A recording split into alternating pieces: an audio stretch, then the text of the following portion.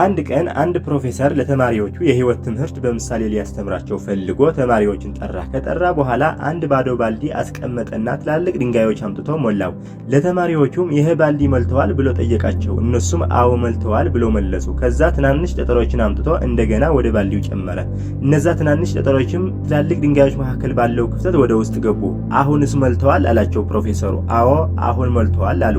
እንደገና አሸዋ አምጥቶ ወደ ባልዲው ጨመረ። አሁንም አሸዋው ጠጠሮቹ መካከል በነበረው ክፍተት ወደ ውስጥ ገባ። ለተማሪዎቹም አሁንስ መልተዋል አላቸው። እነሱም አዎ አሁን በትክክል መልተዋል አሉ። እንደገና አንድ ትልቅ ብርጭቆ ውሃ አምጥቶ ወደ ባልዲው ጨመረ። አሁንም ውሃው ወደ ውስጥ ገባ። ተማሪዎቹም በጣም ተገረሙ። ፕሮፌሰሩም እንዲህ ሲል አስረዳቸው። ህይወት ልክ እንደዚህ ባልዲ ነች። በህይወታችሁ ለትላልቅ ጉዳዮች ቅድሚያ ከሰጣችሁ እነዛ ትናንሽ ነገሮች ራሳቸው መግቢያ ክፍተት አያጡም። ነገር ግን ህይወታችሁ ቀድማ በትናንሽ ጉዳዮች ከሞላች የህይወታችሁ ትላልቅ ጉዳዮች መግቢያ ያጡና ወደ ህይወታችሁ ሳይገቡ ይቀራሉ። ስለዚህ በህይወታችሁ ትላልቅ ነገሮችን አስቀድሙ። እነሱን ስታስቀድሙ ለሁሉም ነገር ቦታ ትሰጣላችሁ ማለት ነው አላቸው። በዚህ ዓለም ላይ ብዙ ሰዎች በህይወታቸው ለትናንሽ ነገሮችን ቅድሚያ ይሰጡና እነዛ ትላልቅ ነገሮች መግቢያ ሲያጡ ህይወታቸው በትናንሽ የማይረቡ ጥቃቅን ነገሮች ተሞልቶ ይኖራል።